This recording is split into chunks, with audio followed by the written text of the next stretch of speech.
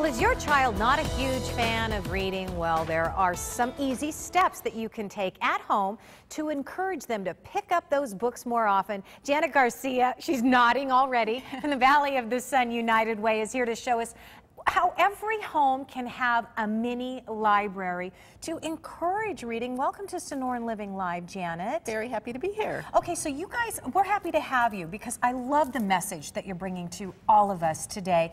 Oh, you've created a program that's called Read On Greater Phoenix. Yes. Tell me about that. Yes, at Valley of the Sun United Way, we're really committed to all children and youth being successful from cradle to career.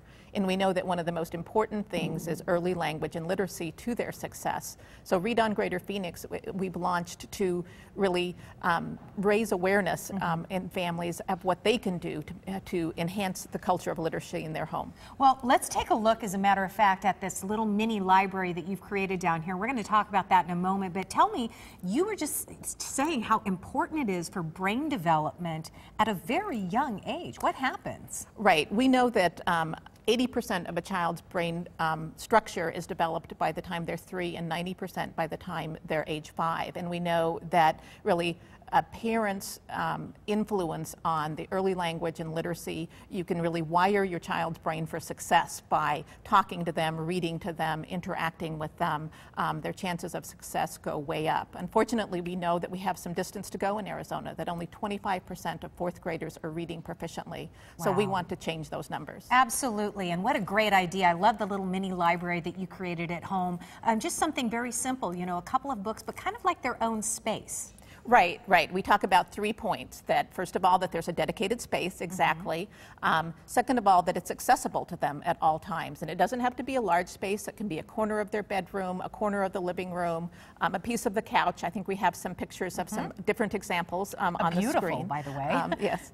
And then finally, that it be comfortable, that it be someplace where your child is drawn to, that when they come in from an outing, that they want to go sit down, pick up a book, perhaps read it to their stuffed animal, engage in learning activities, and hopefully with their parent. It's important that the parents be involved as well. Well, and speaking of activities, here is a great way for parents to get involved. You came up with a couple of really awesome ideas here on how to begin, what to do, and we're all looking for great ideas. So tell me about this little project right here. Right, we want to emphasize that it doesn't take a lot of money, that you can do it with things around your house. You can do it with library books. What you're showing there is the circulars that we all get in the mail and how you can use those. You can cut out pictures of fruit and words and make a matching game so that your child is learning to associate the pineapple with the word pineapple.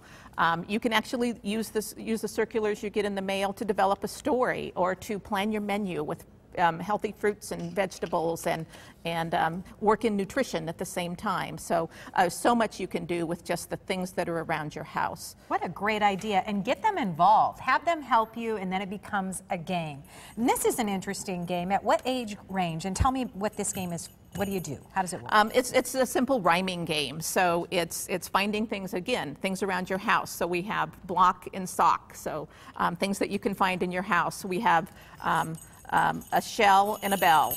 And this is, again, nice things that make noise, that attract young children. So this is a really good thing. Even when your child might not be talking back yet, you're talking to them and giving them these examples. And they're seeing it and they're visualizing it, and so it's kind of clicking. Right, and the little wires in their brain are connecting to this is language, and it's the beginning of literacy. And I love this idea as well. Look at all the beautiful colors in these markers, and what child doesn't love markers? And so you're encouraging them to do what with this?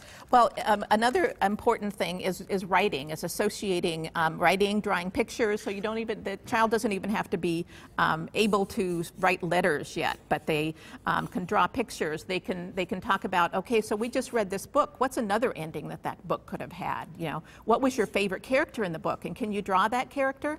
So they're learning, they're perfecting their fine motor skills, and they're again connecting language with written print. And the best part of it is that you're doing it with them, and you say the sooner the better, right? Start young. Right. Start right. young. And again, even before your child can talk back, you need to be talking to them. So no, that's going to happen. Yeah. And I mean, the awesome thing too is that you're developing a relationship that's going to last for a lifetime. So when they do talk back, I have to tell you something really quick, and Susan, you'll love this. You know, my husband always says, you know, when we're babies, you know, moms always spend all this time getting them to walk and talk, and then the rest of their time, once they do, to sit down and shut up. So, you know. But Janet, we really appreciate great tips, great advice. Of course, we've got more information about the Valley of the Sun United Way's reading tips on our website, sonoranliving.com.